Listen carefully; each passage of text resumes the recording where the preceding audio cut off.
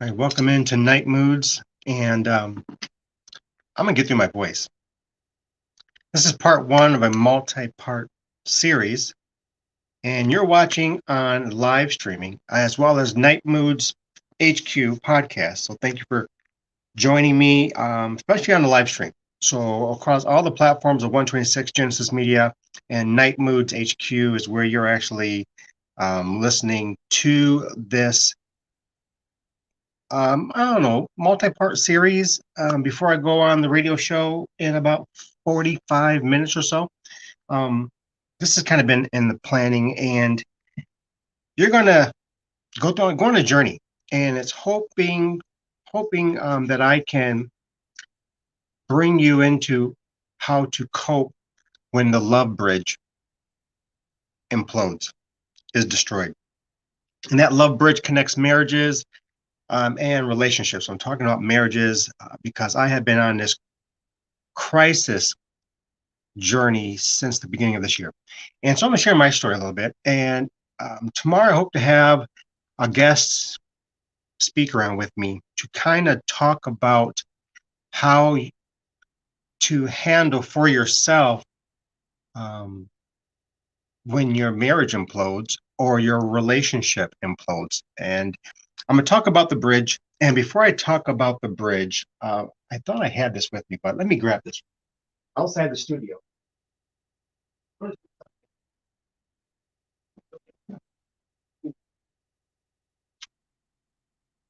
Really kind of cool. Now, this is kind of off the cuff here. I should have had this with me before, but bear with me here on the podcast. Had to run out the studio just to grab this. I thought I had it with me. I looked to my right and didn't have the books. Now, going to be helping you deal with marriages and relationships that are shattered. And I'm going to utilize my journey through the last 3.5 weeks and give you some techniques, some tips, some resources, how to help you if you are in a relationship that is um, doing the Titanic, or it didn't do a Titanic. Crisis popped up, and your spouse walked out on you. This is what happened to me, and so I've been reeling, dealing, grieving, mourning. I have been in denial. I have been through acceptance, even gone through anger, having no questions, no answers. And it's interesting coming up because this is probably one of the better weeks I've had. And getting back to work, I stepped aside from the business. I stepped aside from the ministry, from the churches. With my stepping aside, it was to step down because I don't want to be a hypocrite. I don't want to be teaching and serving, and my world has crashed, and I couldn't manage and maintain my house. So I got back from Colorado early Monday morning. Early Monday morning. I was a weekend getaway to just kind of be devoid of this area. And so got into Fort Collins, and the mountains were like right there. And so my cousin, and I'm like, man, let me just, can I just go for a walk, and can I just kind of veg out here? And he's like, man, do what you got to do. And so I got to walk around and realizing that life goes on. Life is never on a pause, and life being the environment, the atmosphere, the territory, the organic nature of God's creation. And for me, that's his creation, whether it's the ocean, the sea, the lakes, the rivers, the stream, or the mountains. That's where I find my solitude. So I'm going to do something a little different on the podcast tonight. And it's nighttime. It is night moods. I'm in the lab with you for a little bit because this is a multi-part series. I thought it was going to be a two-part series, but depending on the guests I'm looking to line up over the next couple of episodes to help bring this to the foundation to help you. And so before we start, now, We're on live stream, so you can see me on the YouTube. I'm going to do a giveaway. Now, I'm going to give this book away. Actually, there's two books. One's a devotional from our supporters at Voice of the Martyrs, Extreme Devotion, 365-day devotional stories of ancient to modern day believers who sacrifice everything for Christ. This is 377 pages of devotions, everyday devotions that you can utilize for all of 2023. I can't wait for 2023 to be over with. Get me to 2024. I'll be happy. But for those of you watching on the live stream and listening, now you're listening on a podcast, and when this replay comes, they're going to be all out. So what I'm getting at is this. At the end of tonight's episode, in episode 2, because this is going to be a series that I'm going to be doing on marriage relationships shattered, I'm going to give you an email, and I want you to write the email down. The name of the book is called Extreme Devotion. Now, for the first 10 people that email me, we're going to put this devotional book in your hands. Now, you have to be here in the United States or Puerto Rico so that you can get this free book and a accompaniment book, which is called the Life Book, from our partners at Voice of the Martyrs, as our way of saying thank you. But before I get started, I want to make sure I give you the email. It's nightmoodshdq@gmail.com. Make sure I got everything turned down here in the studio. Nightmoodshdq@gmail.com is where you can put in a subject, Extreme Devotion. I gotta just put that in the subject. You're watching the live stream, put that in the subject. Now, if you listen to the podcast, unless you're on the live stream or you're participating with me right now on Clubhouse, Instagram, LinkedIn, I think we're everywhere on 126 Genesis Media, but put in the subject matter, Extreme Devotion, and the first 10 emails that we get during this episode, we're going to make sure that we get this book into your hands. It is a free book. The Life Book is a smaller book, and the smaller book runs over a little over 100 pages. You can see the book right here. And I'm going to do my best to keep us on task tonight. So that's going to be the free giveaway. The first 10 individuals here in the United States and or Puerto Rico, you send an email to nightmoodshdq@gmail.com, and that's NITEMOODZ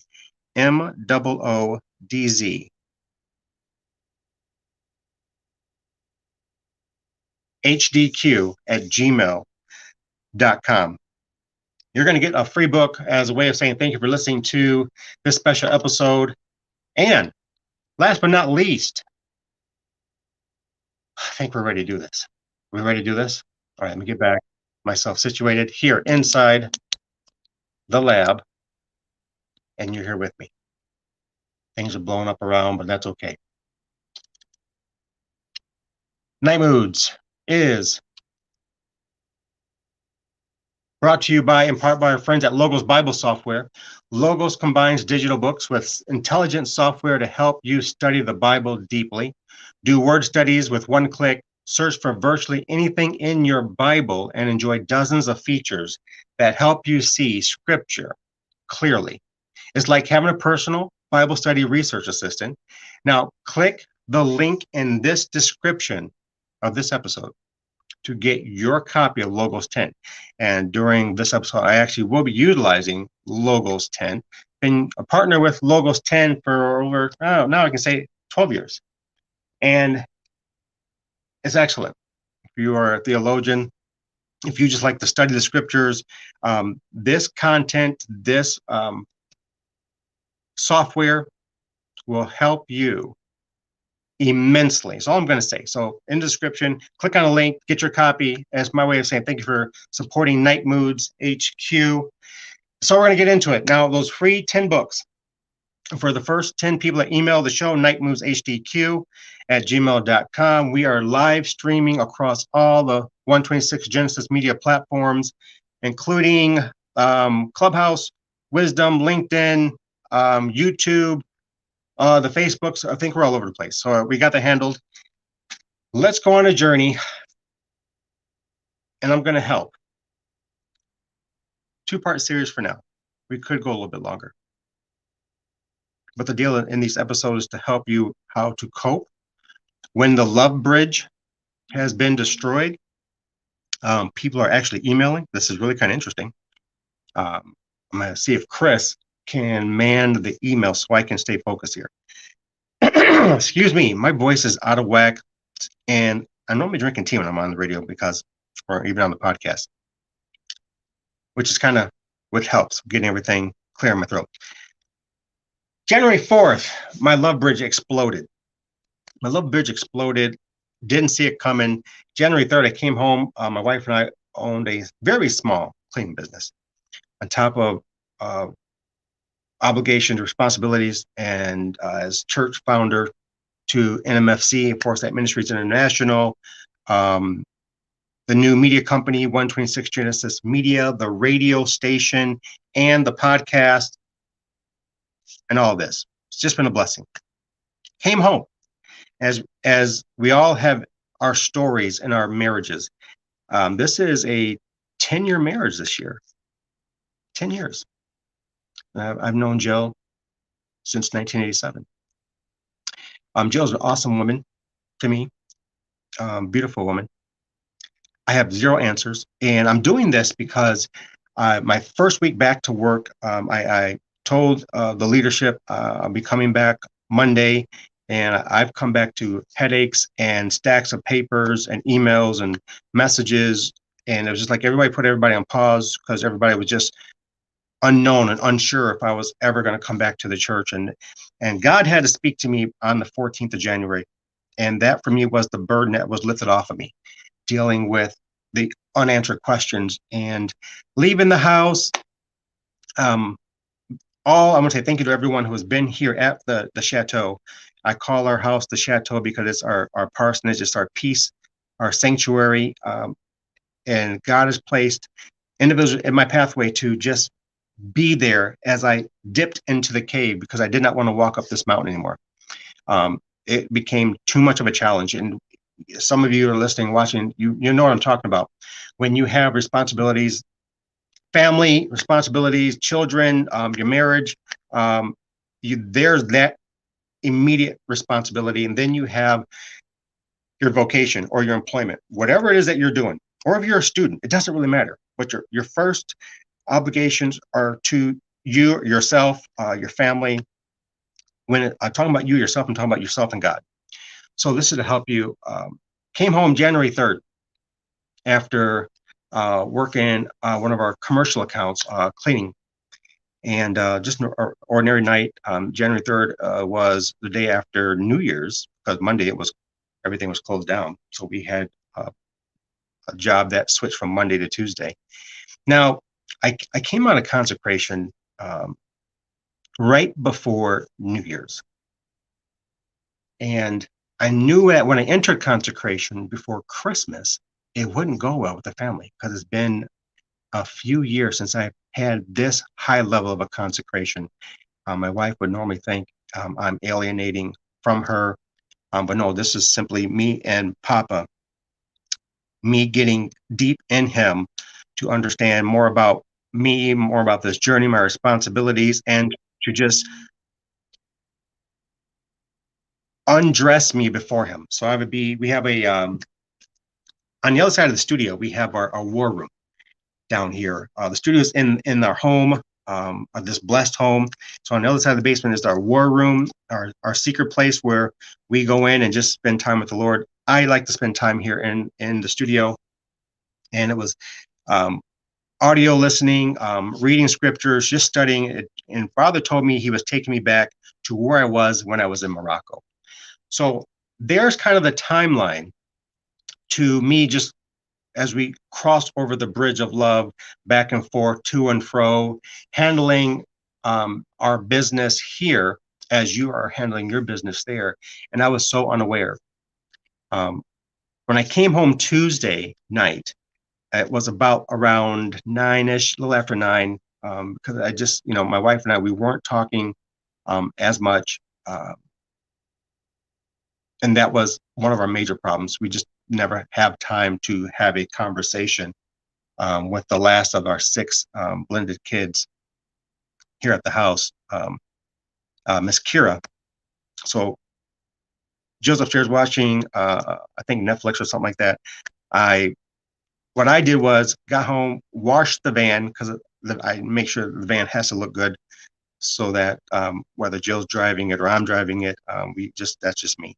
From I used to own a auto detail center, so the van's got to stay clean. Did the van, stopped by the grocery store on my way home from the cleaning one of our accounts, brought the stuff in, cleaned the van. Jill was really quiet, didn't say much, and I'm sitting there thinking about this today when I was cleaning.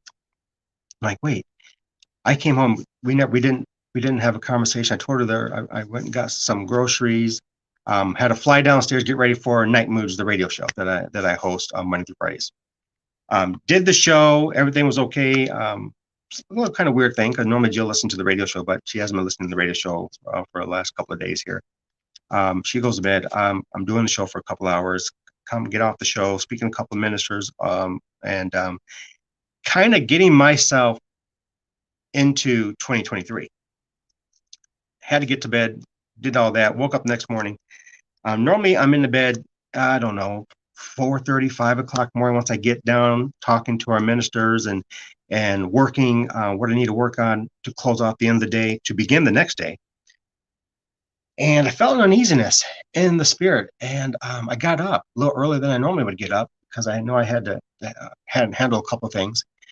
And this was about 11:38 in the morning. And, I'm hearing the garage door go up and down. And I'm like, okay, that's weird. But, the girls are always moving around anyway. So I got up and, I'm just kind of getting my thoughts together. And I see Jill and Kira look at me shocked because I'm up. And I'm like, okay, I'm up. And they're bolting for the door, the garage door. And the fear in her eyes, and she looked at Kira and just yelled at Kira, run, get in the van. I'm like, what is going on?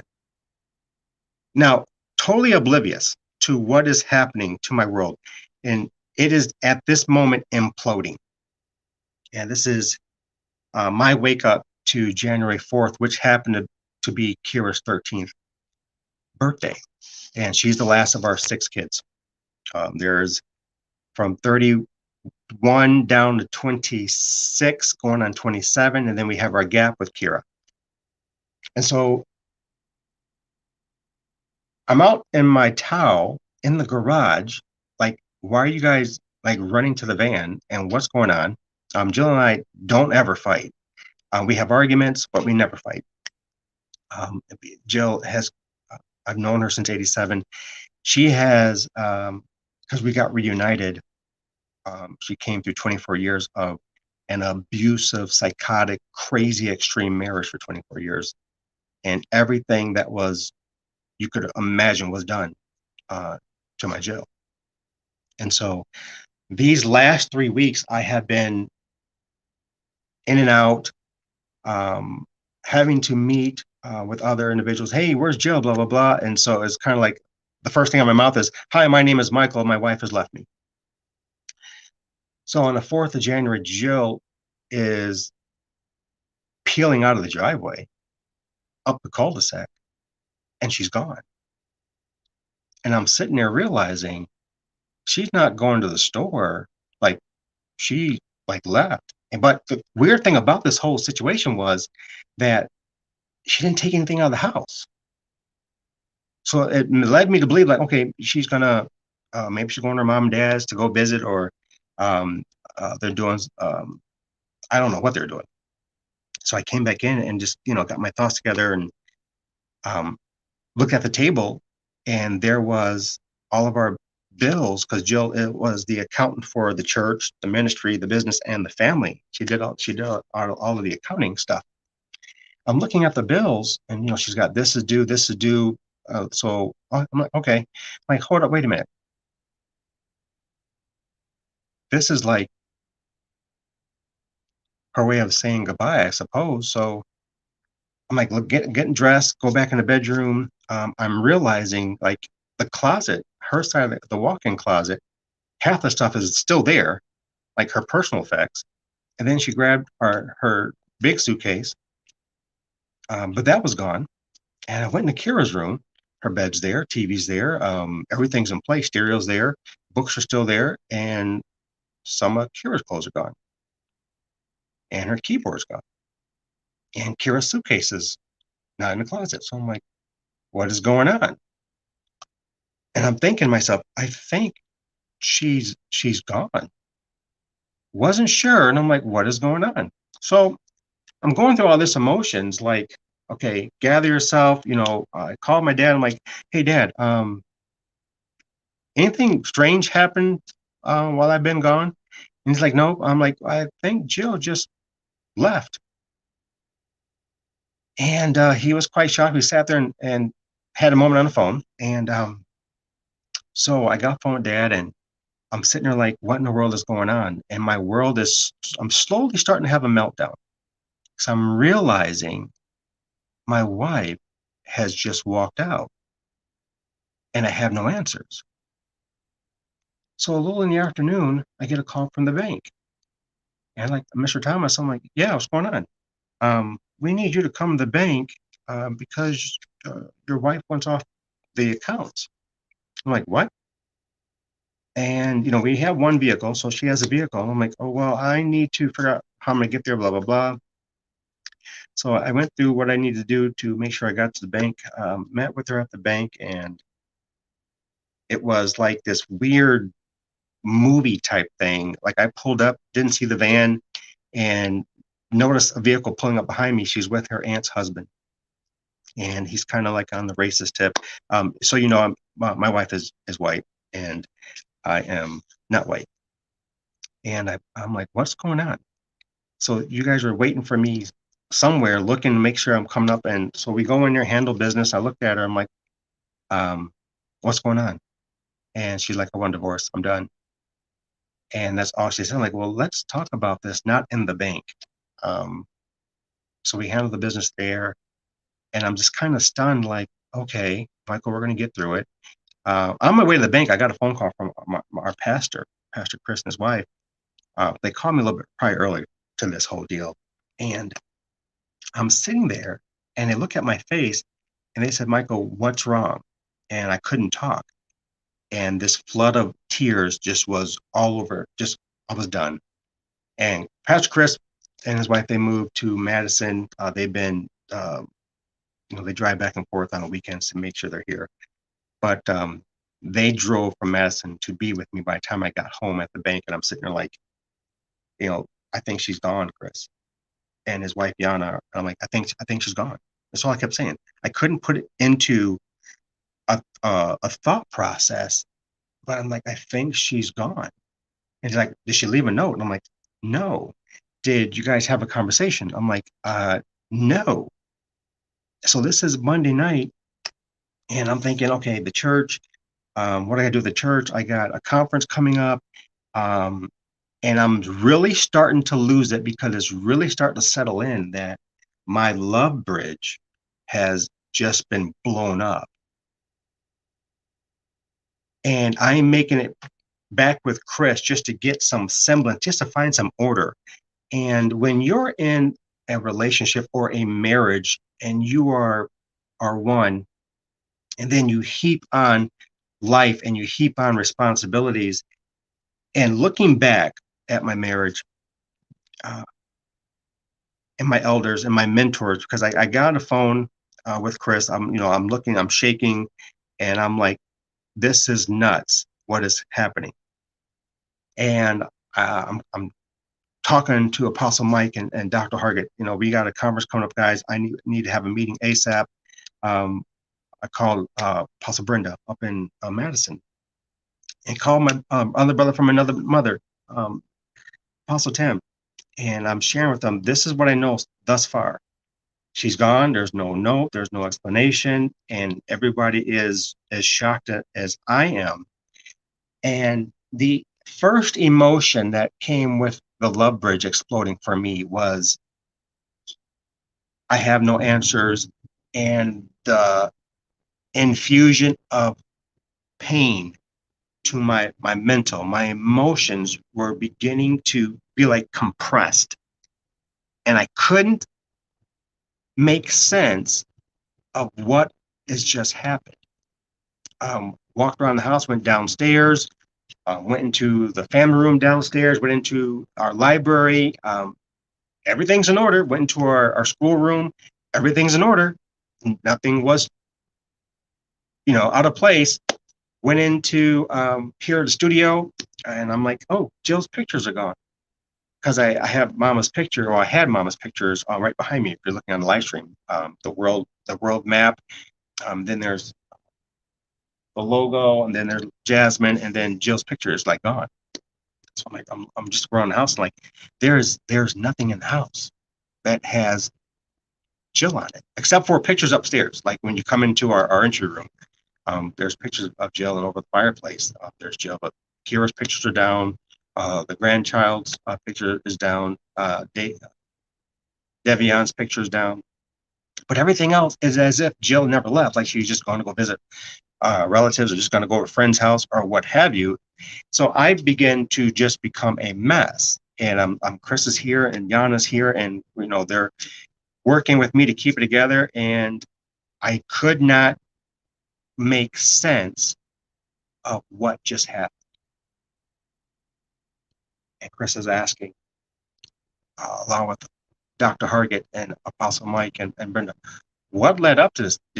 What was going on? Did you guys have an argument? I'm like, no, we had a no. Did you guys fight? I'm like, no, we had an argument, but that was like between Thanksgiving and Christmas, and Chris and Yana were a part of that. And Yana's like, this couldn't be just because of that, because that's wild if it is. I'm like, I know it's wild. And I was, I wrote Jill a letter after Thanksgiving, and nothing was said after the letter. I wrote Kira a letter, and I began to immediately go back to what life was, because I was married before to my first wife, who was Sri Lankan. And when she divorced, she took our boys and left the country. Now, I think Mel Gibson made a movie. And there's one scene in the movie that I'll never forget. It's kind of like seared in my brain. And when he's screaming, give me back my child, because the spouse took the child and left the country. And so what happened on January 4th, before our first 911 Friday night meeting and video conference with leadership, I was like having those moments all over again. Like, I don't know where Jill went to. I don't know. I called my dad, like, do you have any information? He's like, no. My mom came over, and she's like, Jill no longer wants to be married. She's done. I looked at her and said, Mom, what do you mean she no longer wants to be married? I said, this is a kingdom covenant. That's all I kept saying. And then it started to sink in. And my mother looked at me with her Portuguese mindset. And she said to me, I'm laughing now. It wasn't funny then. She said, Happy New Year. It's time to get over it and time to move on. She's not coming back to you. And I'm like, what in the world is going on? Like, all my coping mechanisms left in a span of between Wednesday morning and Friday. I was thinking of all of the flooding emotions going back to when my first wife left this country, but she left me a note and told me I would never see my boys again. She made good on that promise. Last saw Michael and Kamali January 1st, 1998, the day I came home from my 12-hour shift as patrol officer in the village of Roscoe PD, after I was forced to retire because I was unstable, because I was actually going through a separation with my ex-wife, right? And so there's all these markers in my life that I was reviewing, like, man, we just took a vacation to Orlando, and we had a beautiful drive from Tampa, getting lost back to Clearwater. And then we went from the Gulf to Clearwater, getting lost. And then we went to the Atlantic side of Florida to have a moment, and just going through all these things. And one argument, I said, there's no possible way my wife would walk out of me for one argument with you, Pastor Chris. And he's like, man, this is crazy. And so this began me spiraling down the mountain that I've been climbing. And I'm just tumbling, bumbling, rumbling down this mountain. And so for the last 3 weeks, my emotions have been all over the place for the last 3 weeks. Honestly, you can see my face right now. You know, hardly couldn't sleep, um, going through Kleenex left and right, crying, sobbing, no contact with Jill, no idea what's going on. Haven't had any adulterous affairs against her. I hope that she hasn't against me. Don't know because I don't have any answers. And so people are coming to the house, Michael, can we come to the house? I'm like, yes, please, come. I'm becoming unstable. It's just hard to be in our chateau, this blessed home that we have literally been brought to after 2 years of being homeless. No one knew that we were homeless, just kind of crazy. And I'm like, she didn't want to leave when we were homeless. We slept in the vehicle, and it was nice and tough. That was a challenge in the winter, sleeping in that vehicle. And then up and down the highways, going to meetings as if everything was copacetic with the Thomases. Oh, here comes Apostle Thomas and Prophetess Jill and little Kira. No one had a clue.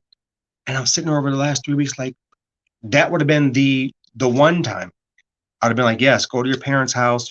I'll man the fort until we find a place. And God gave us our inheritance, the chateau, January 11th, 2017, right?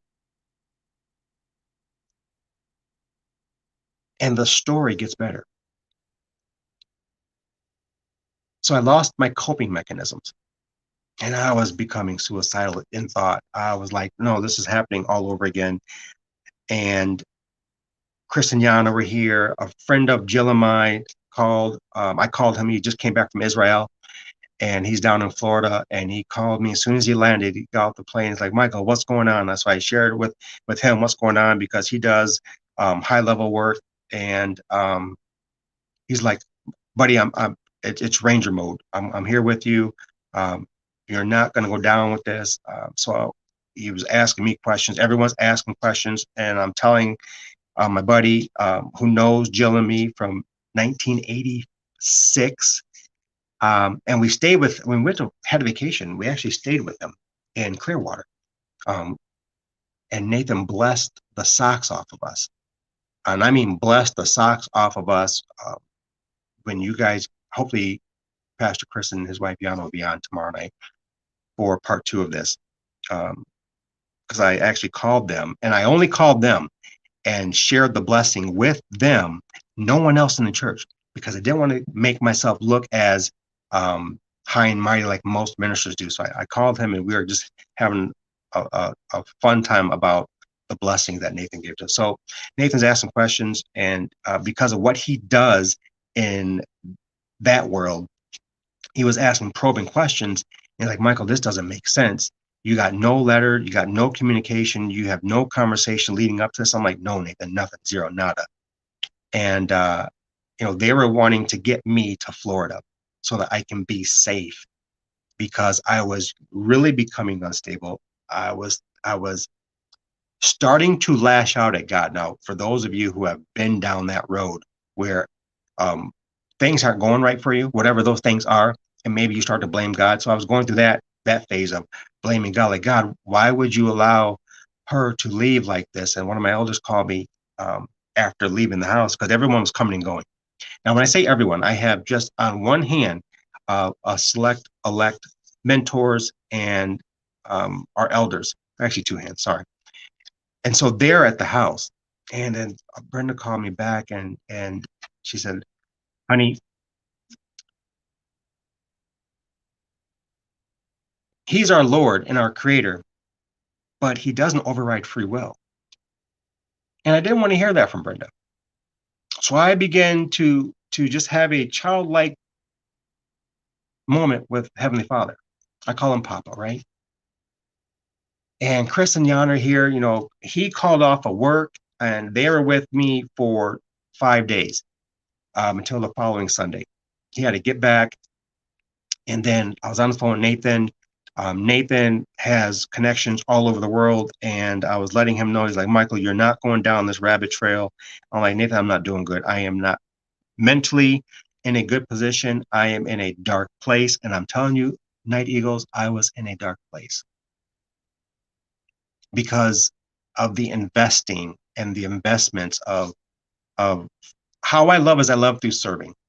And that's been a part of me. Um, and serving Jill. And sometimes she's not cool with that because she wants the other aspect of serving, not serving, but that's me serving my wife and loving her through serving, right?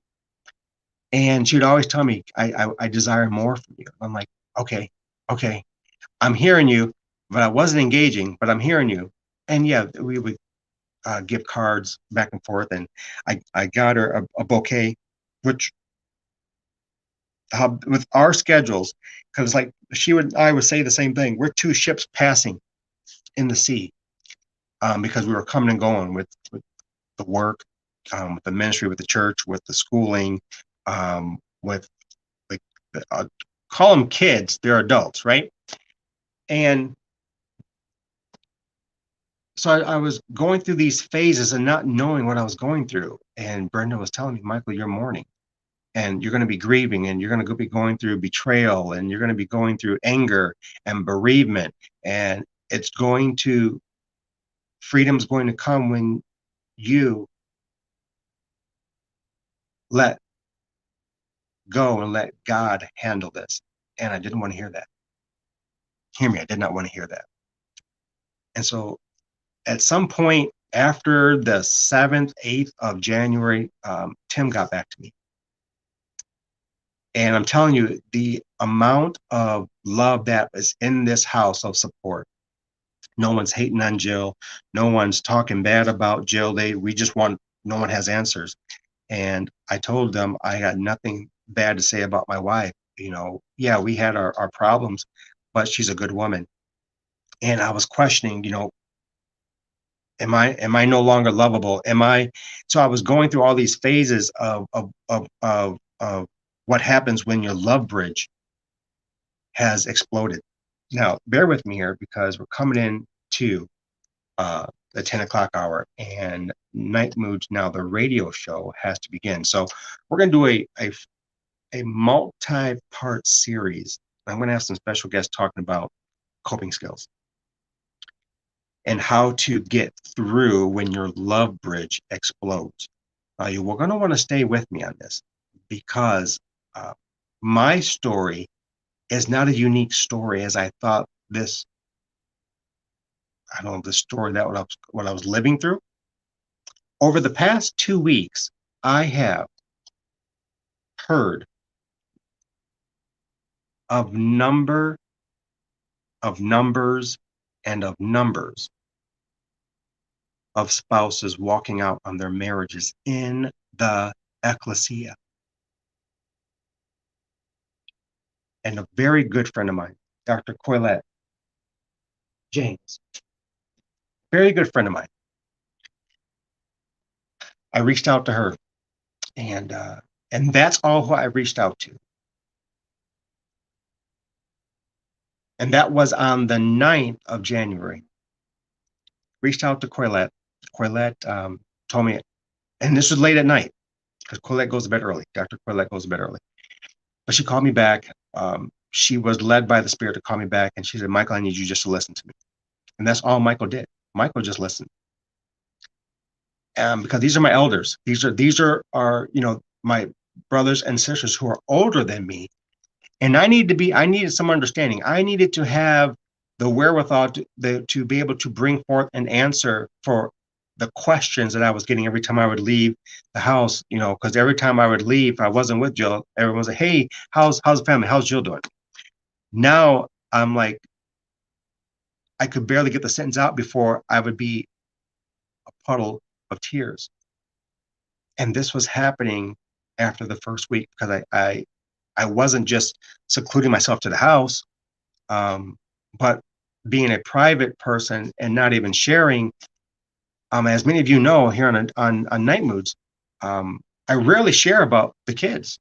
And Jill would come on the podcast in the early stages, and even on the radio show, and we would have fun, and so I rarely talk about any of the private stuff, and that's for protection of Jill, protection of the kids as well.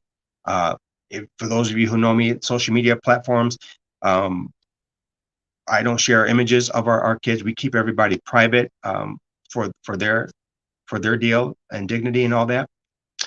But I listened to Dr. Corlett, and she began to share with me intimate aspects of her life. And when I tell you that my story is not unique, let's load up the radio station here. There have been others that have been walked out on. I did a show last night on Night Moods, and I had a caller who called in and told me the very same thing that happened to me happened to him. Called in on a show. And I sat there playing music and just listening to everything he was saying to me. And I'm like, this is unbelievable. And then I did some research. And if you don't know, this is like through the Barna Research Company. Now, this is more Christians divorced than non-believing, according to the Barna stats. Now, population segment, they did a number of interviews. This was over 3,792 interviews of adults. 33% have been divorced. Evangelical Christians, 26% have had a divorce, and that was out of 340 interviews. Out of non-evangelical born-again Christians, these are kingdom folk. This is my people, kingdom folk. 33%. Let me see, I have to go on. And that was out of over 1,000 that they interviewed, 1,373 people that they interviewed. Uh-oh, hold on. Notional Christians, those who profess Christianity but don't dwell in weekend services, Bible studies. They just, they do what they do, but they don't have any fellowship with the body. 33% have been divorced.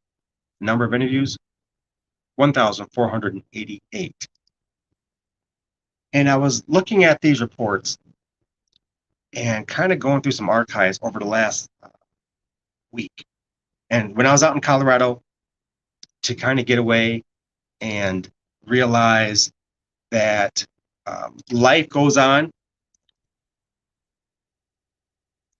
and life is always going to be moving present forward. And the only things that would pause is mankind. And so being at the mountains for me and holding the promises that I received from God, I'm going to talk about this on the next episode. January 14th, our buddy, Jill and myself, Nathan, who is Jewish, sent me two messages. The first message was at 11:28. The second message, he asked to call me, which was at 9:18 on January 14th. And God, who had been silent with me, that messed me up. Because normally I can function and I can engage Father, I can experience the presence of his kingdom.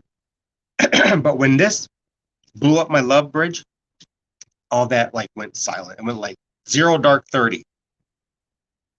Couldn't pray. I could not even open the scriptures up. I could not even utter worship out of my mouth. Praising couldn't come out of my mouth. The only thing coming out of my mouth was, why?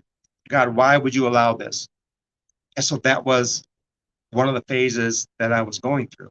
Now, if you have been through a divorce or a separation, and it wasn't on a equal agreement that, hey, babe, we need to step aside and we need to spend some time away so that we can kind of figure out what we're going to do with life. I'm not talking about that. Totally different. This is simply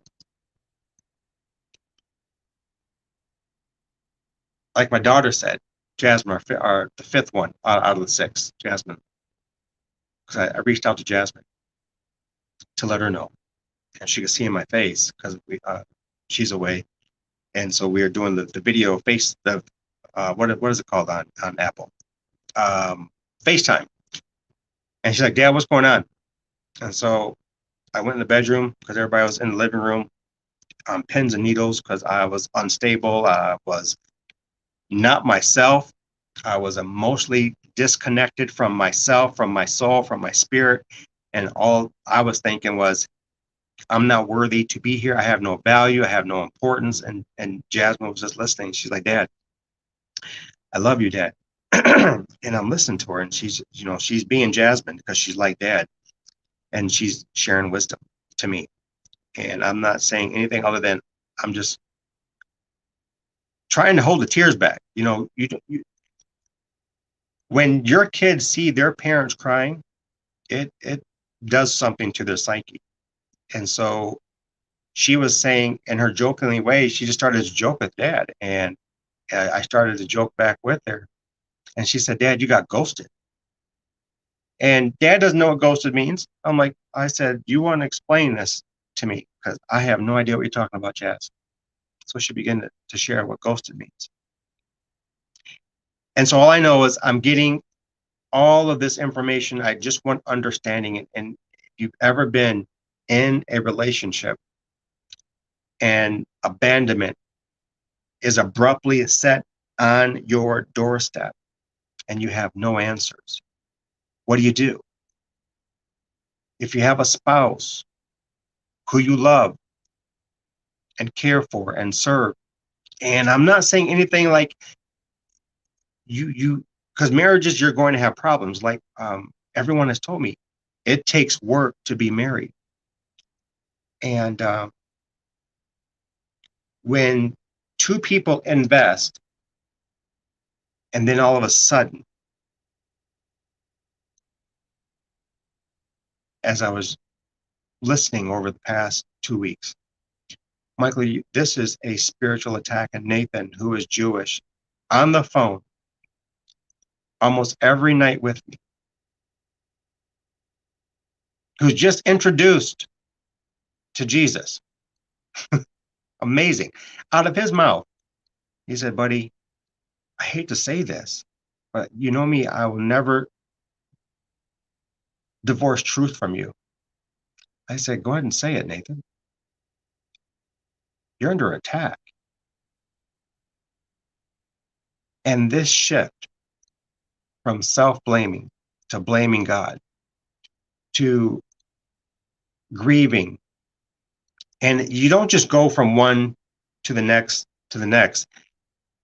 I mean, depending on your relationship, you will simply ride this wave, and this wave will take you back to mourning. This wave will take you to anger. And I'm not a person to destroy anything. And Father's taught me how to be a steward over his resources. And so if you were to get a tour of the chateau, like the ministers and my mentors who have been here, and one of the elders said to me, Patricia, she said to me this, Michael, you're a steward. And so you're honoring God by exactly what you're doing. Because I would tell myself, God, you have not told me to get rid of her stuff. Now, my Portuguese mother, Lord bless her heart, it's like every couple of days, are you getting rid of the stuff yet? Throw the stuff away. Just get rid of it. So we had that conversation today. And I said, Mom, I need you to stop telling me that. And she's just, she's being mom. My Portuguese mom. My Portuguese side of my mom. She's like, you just need to get rid of it. I said, Mom, when God tells me to get rid of Jill's and Kira's stuff, then I'll get rid of it. But until then, it's staying right where it is until she comes back. Now, you just heard me say until she comes back, because there's hope. Now, the next episode, I'm going to share why there's hope, because on the 14th of January, as I was telling you, and through Nathan, my Jewish brother, who I went to high school with, Jill and I went to high school together, through Nathan, revelation came. But back to this wave. This wave will toss you through some changes. This wave is going to mess your emotional state up, your state of mind, your mindset. And the wave comes because crisis has impacted my territory. Crisis impacts your territory. Not only it impacts your territory, but it hits your environment. And in your environment is where the people are at. And then it hits the atmosphere. It changes the atmosphere.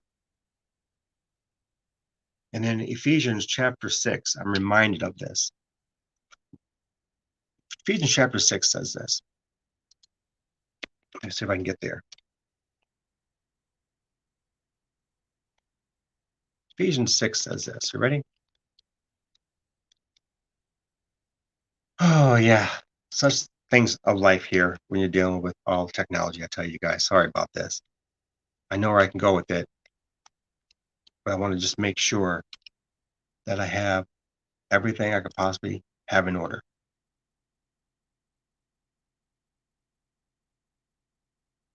All right. I want to make sure I have this right. As a I got to watch the screen here because we're live on the radio, and I've not introduced the radio show yet. So,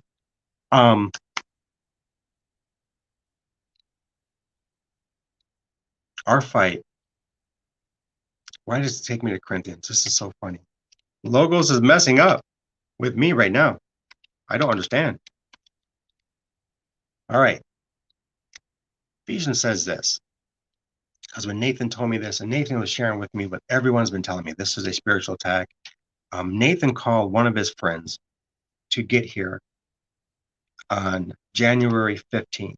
He showed up on my door because Nathan was scared that I was going to, in fact, harm myself. Because I was just that unstable, because I was one. And when you separate, Tim taught me this. His wife died. Tim's wife died. And I'm kind of all over the place because you got to set up the presentation before we get to break down how to help you cope and how to handle when your love bridge is destroyed. Jill and I were there for Tim.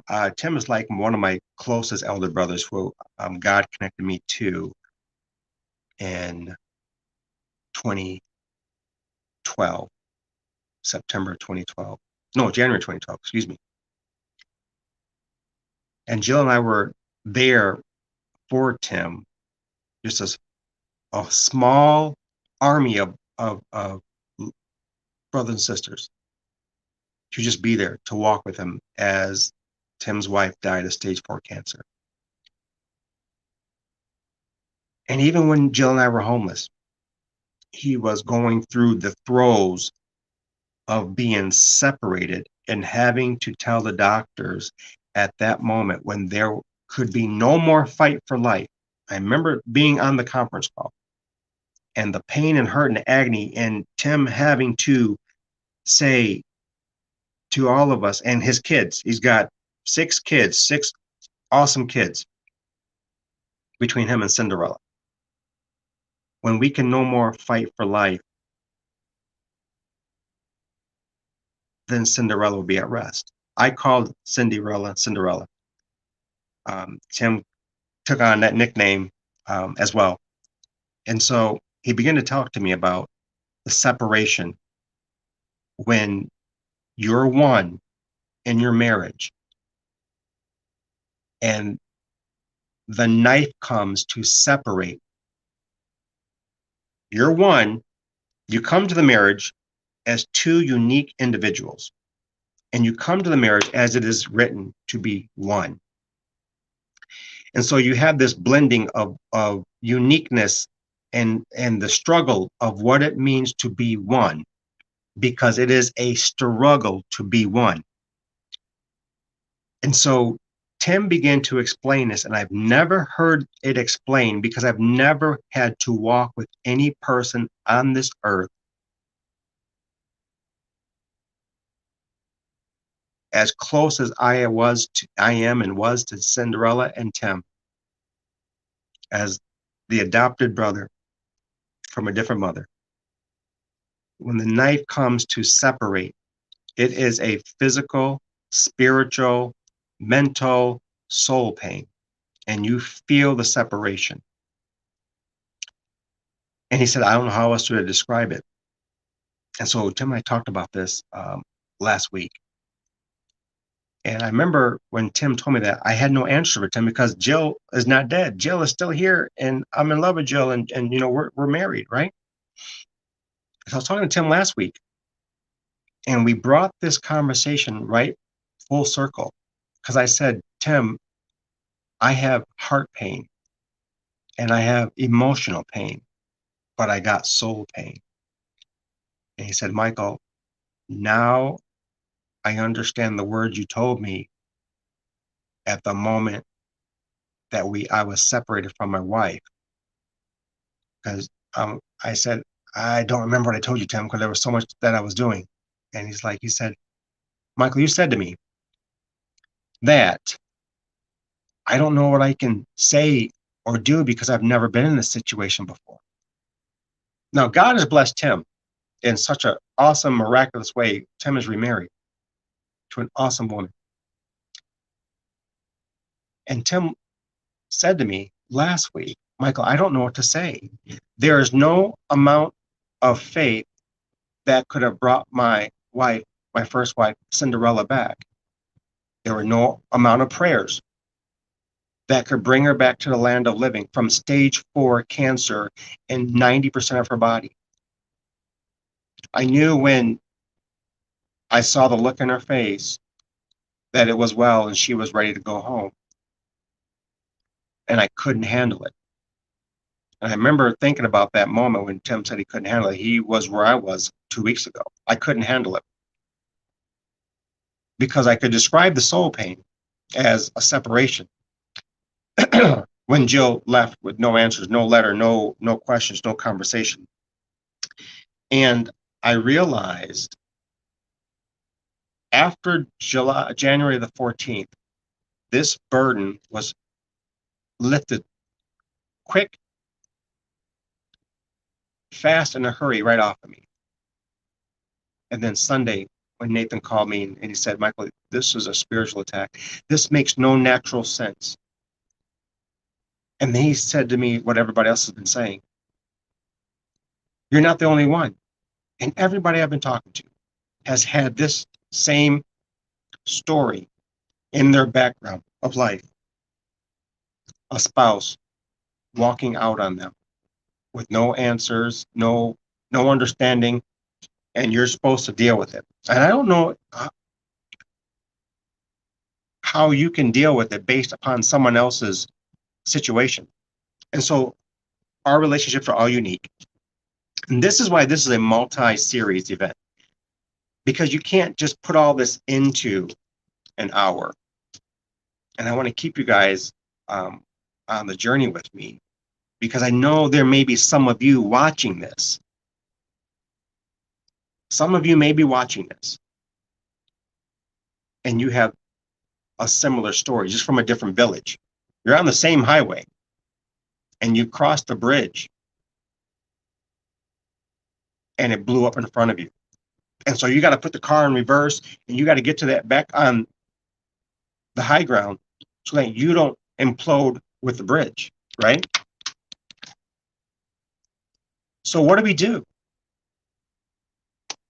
What are some of the things that you have done? I'm going to share with you some of the things that I've been doing. Excuse me. Get a drink here.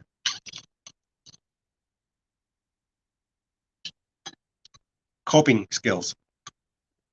Trusting God when you can't trust yourself. Believing in God when you can't believe in yourself. Truth.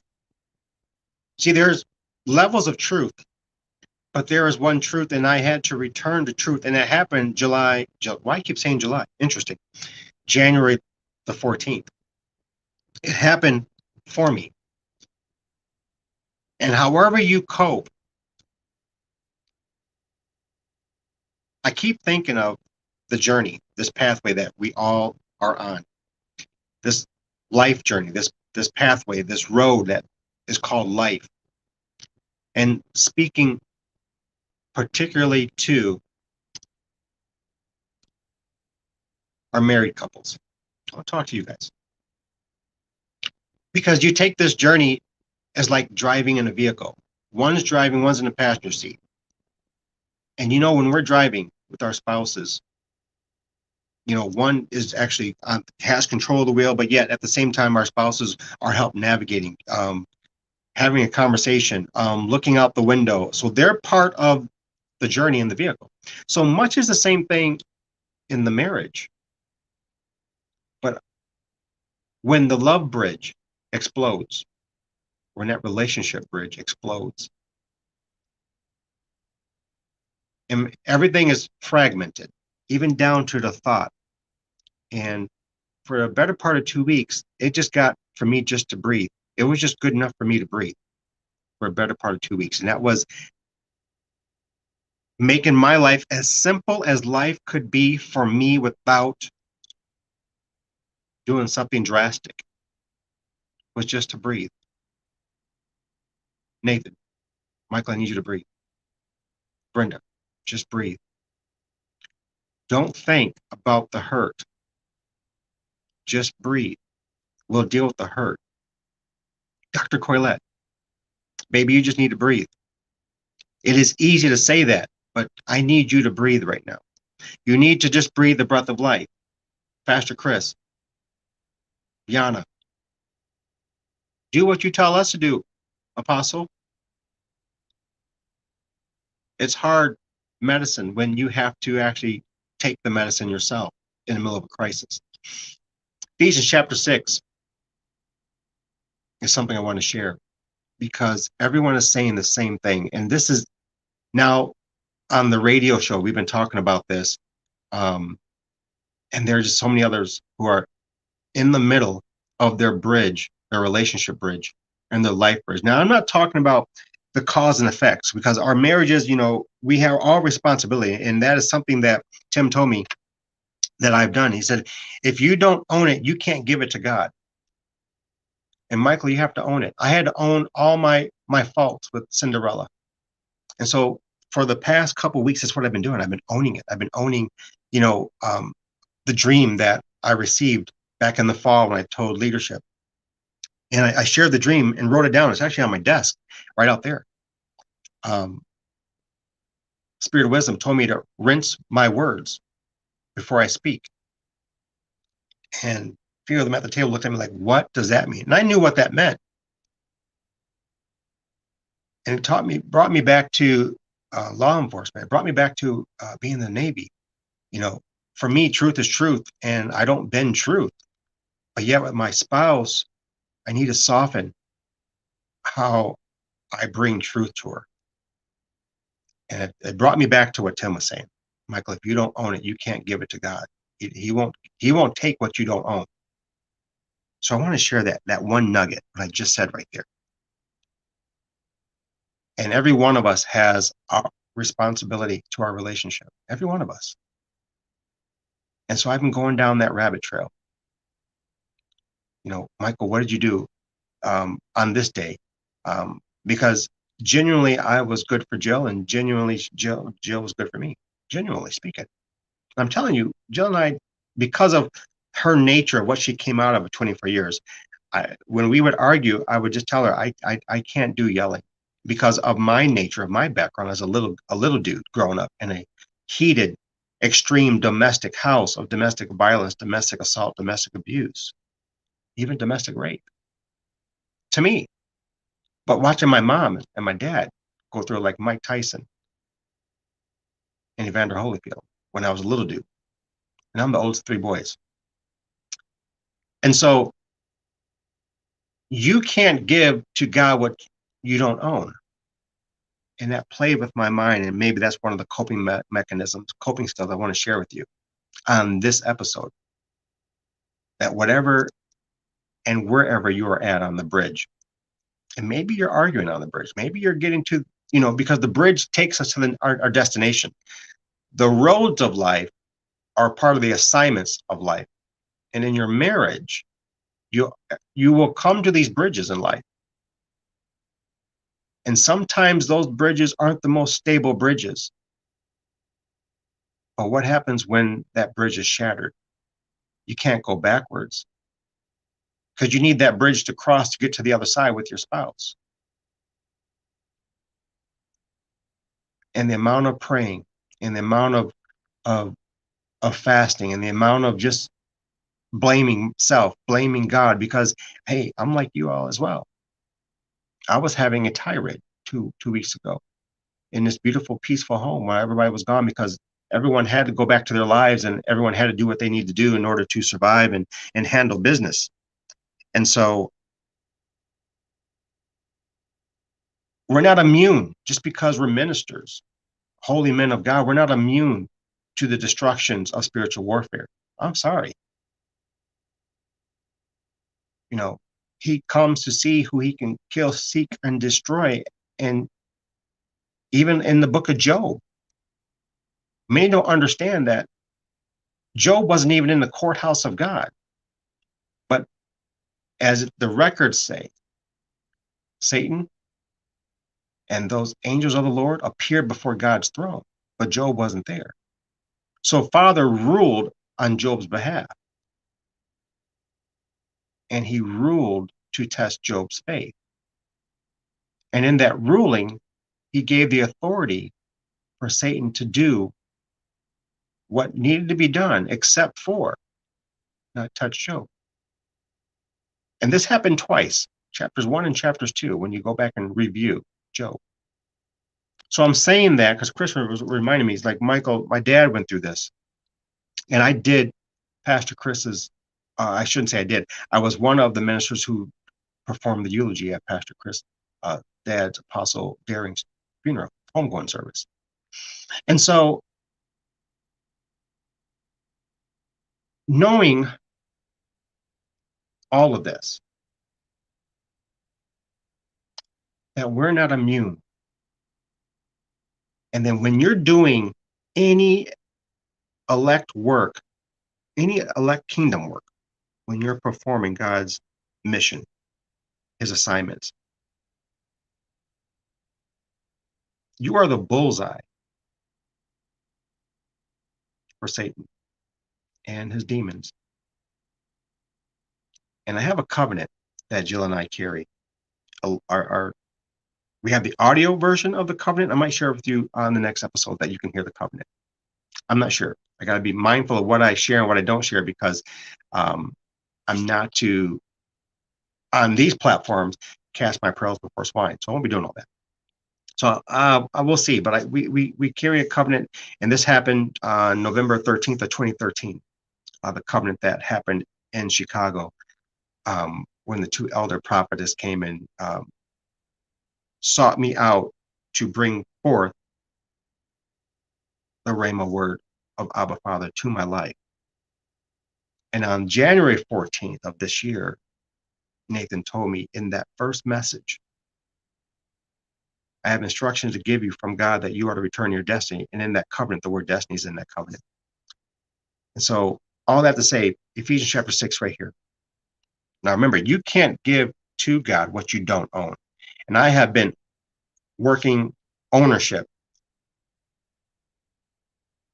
and my responsibilities, but owning everything that I have done, but not re-victimizing myself, because Tim has been with me. Don't you dare go down that re-victimizing yourself. If you didn't do it, don't own it.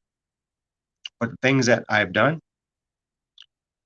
or I'm at fault at, or the things that you have done, or the things that you are at fault at in your marriage, own it. And whatever that means for you, then you fill in that blank. But you can't give to God what you don't own. And as everyone in my fellowship has been saying to me, Michael, this is a spiritual attack. And many of you don't know, I'm also dealing with achalasia. I've had 2 emergency surgeries. because food has issues going to my stomach. Crazy. I've had this conversation with Father. I don't get it. And then over the span of this last 2 weeks, tell me this is my thorn in the flesh. So my sphincter, they've had to perform 2 surgeries to keep it, put a flap and keep it open so that the food can go in. And it might be starting to fail again. And I told my doctor, I had actually called up, they left a message for him to call because they want to do a transplant, an esophageal transplant, the craziest thing. And I'm like, no, Father's going to heal this. This is not going to be going underneath the knife again. And the call was recorded. And so doctor called me back and said, Mr. Thomas, I need to share this with you. And the nurses weren't on, it was just him. And he said to me, I can respect your hesitancy of what we're suggesting for the next procedure. I understand it. And in you, there's light. I see that. And I'm talking to you not as a medical physician. I'm talking to you just to talk to you. And so he was having a conversation. I'm listening, and I'm like, okay, great. And I'm thinking, are you going to show me some bad news? And he said, I could be disbarred,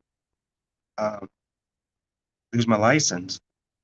And he said to me, you're having a spiritual attack. And then I fell apart and began to tell him what was going on with my marriage. And I did not know that this man was born again. And he shared some intimate matters with him. And he said, Ephesians chapter 6, you're not wrestling against Joe. And this is going to change how you pray for Joe. So I'm sharing this with you before I get off here and bring you to the next episode. I'm sharing this with you. That your argument, your fighting, your bridge being detonated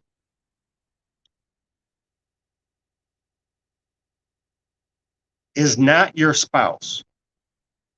Indirectly, listen what I'm saying. Ephesians chapter 6. I'm going to get through here, and then I'm going to bid you adieu, because I got a radio show I'm late for. Finally, become strong in the Lord and in the might of his strength. Now, I'm going to back this up, because Paul is teaching to the church in Ephesus. And I'm going to be getting right back into the words of Jesus tomorrow, or on the next episode, which will be tomorrow, 9 o'clock, right here, live stream. Be strong in Abba and in the power of his strength. That's what the doctor was telling me. And he was saying this very slow, articulating his Italian words as best as he could. And I was tracking with him. Look at my eyes, you guys. Tracking with him. He did not know what was going on. Out of his mouth, he is saying, because of this procedure that I don't want to have, and he is saying you're under a spiritual attack. There is a principality coming after you because of the assignment God has called you to. Blew me away. Just happened after July 14th Rhema word from Father. I'm going to talk about that on part 2. Put on the full armor of God, verse 11, so that you may be able to stand against the strategies of the devil. Because, and this is where he said, I'm going to share this with you, and then my nurse is going to call you to schedule your appointment. Because our struggle is not against blood and flesh. Our struggle is not against people. Your struggle in your marriage is not against your spouse. Now, you're probably thinking or looking at me right now like, no, you're wrong on that one, because XYZ, ABC, and fill in the blank, because you don't know my spouse. She's done this to me. She's done this to me, right? Because our struggle is not against the natural flesh or the blood that is in the natural flesh. That's the people, the environment. But the struggle is against the spiritual rulers, against the spiritual authorities, against the spiritual forces of wickedness, even in the heavenly places. Then he stopped talking. Now you're looking at me because this is my position on the phone. He said, Michael, you're going to be okay. And I'll talk to you soon. End of phone call. You cannot give to God what you don't own. The spiritual rulers, the spiritual authorities, the principalities that are operating in an unseen realm that you can't see right outside your door in the realm of the spirit are against you because you believe in Jesus and you commune with Abba Father and you cooperate with the power of the Holy Spirit. And if the enemy can destroy your marriage, if you're not the one who's destroying your own marriage, self-sabotaging your marriage, hopefully that is not the case. But if that's the case, we're going to talk about that on the next episode too. But the enemy, if he can destroy the house, then he believes falsely that he has a foothold. And now he's weaponized himself because she walked out of my marriage. And as I have been listening to my mentors and my elders and our ministry team and just a few that are in my fellowship, this is happening to many in the ecclesia, in the body. So I'm not talking about those in the world. I'm talking about the ecclesia. You can't give to God what you don't own.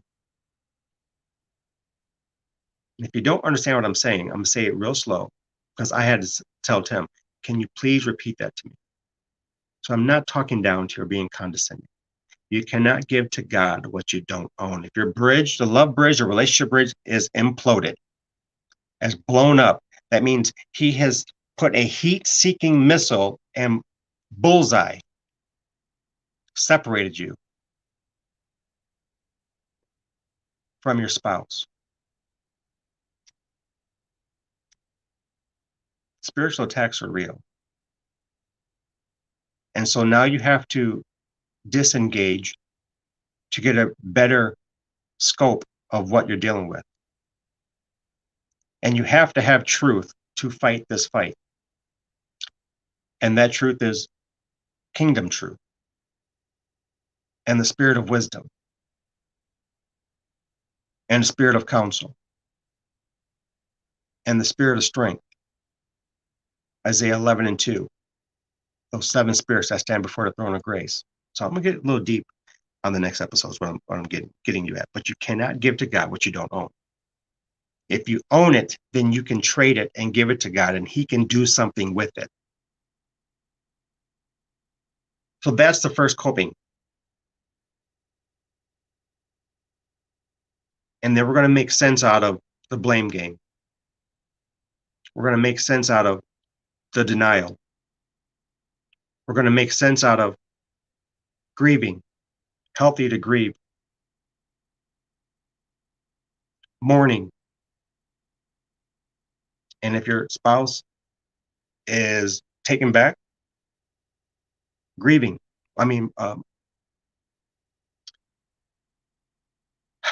Bereaving.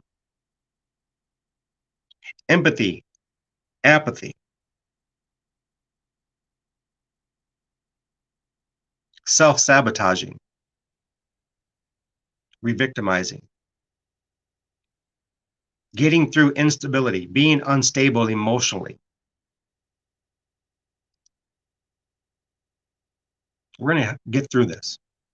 And I'm going to be sharing with you the next episode how to actually get through coping. Getting the right tools that's going to help you, as I say on the show, navigate and manage and deal. Because we got to make some deals in this. Deal through this crisis. That means the bridge has to be repaired. But how can you repair the bridge when you're in a weakened state? I can do all things through Jesus Christ who strengthens me. And Father will send at the mediation of Jesus, who's at the right hand of the throne of grace, He will send to your pathway truth healers, deliverance makers, to help you get to your knees, to help you stand, or to help you begin crawling out of that cave that you may have placed yourself into, or you took a hit from a projectile that destroyed the bridge and it took you to the base of the mountain, the other side of the bridge. And this is a military thing here. See, when you take a hit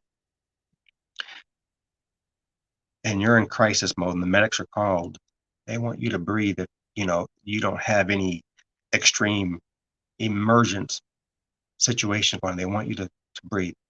And you'll hear just breathe. And you look at me, look at my face. You see me right now? You looking at me right now? I just need you to breathe. Because you'll hyperventilate. Your emotions are unstable. Everything about you is unstable when you've taken a hit to your relationship bridge. You see me right now? I get it. I understand it. All you can do is just breathe. And the truth is going to be coming from your creator. And yes, you're going to have moments where you want to blame him. See, we all do that. Wrong or right, that's what kids do. We don't understand, so we lash out. If you have kids in this life that you have been party to bring into this earth, help bring into this earth, your kids are going to have that moment of not understanding when you tell them no. When you're doing something for their best interest, or when you're chastising them, they're going to say, I hate you. They're going to say, they're going to mutter those words. But they're doing all that because they don't understand the bond of the parent to the child. I'm not talking friends to the child. I'm talking the bond of a parent to the child. So in the same way, it is that way with Father. And so the immediate hit and detonation of the bridge takes you on an emotional roller coaster, and the fight for life begins at that moment. The fight for life begins at that moment. Okay, I've been babbling for too long. I'm going to have hopefully some special guests on the next episode, because you're listening to a simulcast on all our live streaming. 126 Genesis Media. Relationships, Marriage Shattered, Part 1. Now, beginning of this episode, now, if you haven't emailed nightmoodshdq@gmail.com, or you can email 126thegenesis@gmail.com. There is this book right here, free gift, to say thank you for listening from our partners at Voice of the Martyrs. It is a 377-page called Extreme Devotion. So put in the subject, Extreme Devotion. The first 10 individuals that do so, because I don't have any idea who's emailed, but I can find out. We're going to get you this book right here. Okay. Now, we'll see what happens on the next episode, but right now for tonight, it's 10:46 Central Standard Time, up until midnight. This book, if you want this book, a devotional from our friends at Voice of the Martyrs, I want to put this in your hands, as well as the smaller book right here. It's called the Life Book. These are from our partners. Part 2 is going to be on the next episode. Hopefully I have a couple special guests who are going to be helping me break down to help you find some coping skills from the throne room. That means deliverance is our portion. Salvation is our portion. Healing is our portion. But what do you do when you're weak and you don't want it? Sometimes you got to force feed children. Be right here again. Tomorrow night, 9 o'clock, 1 hour. Got a little long-winded, went over, but I had kind of set this up for you. Tomorrow night, be here at 9 o'clock. We're going to opening up all the live streams again. Thank you for watching here on the Facebook, the YouTube channels. Appreciate you guys. LinkedIn, thank you for you guys watching. If you have any questions, this episode, nightmoodshdq@gmail.com, or send a question to 126 the Genesis @gmail.com as well. Ephesians chapter 6, verse 11. And we're going to piggyback off of that. And the first coping mechanism of truth that was shared with me: you cannot give to God our Father what you don't own. Pray that makes sense to you. Before I go, because I really got to get on the show, I want to share this with you. Love yourself as you love others, and be a blessing to yourself as you bless others. And that means receive who God brings to you as a way of loving yourself. Receive who God brings to you as a way of blessing yourself. That's my time for now. Remember, 10 emails, you can get a free book. As a way of saying thank you. Shipping and handling, you got to pay for, but you get a free book, 2 books. If you're in the United States or Puerto Rico, it's an email. Put in the subject matter, extreme devotion. Thank you to our supporters at Logos 10. Talk to you guys on the next episode, and see you on the next live stream on part 2, Manifest in the Way, Marriage, Relationships Shattered.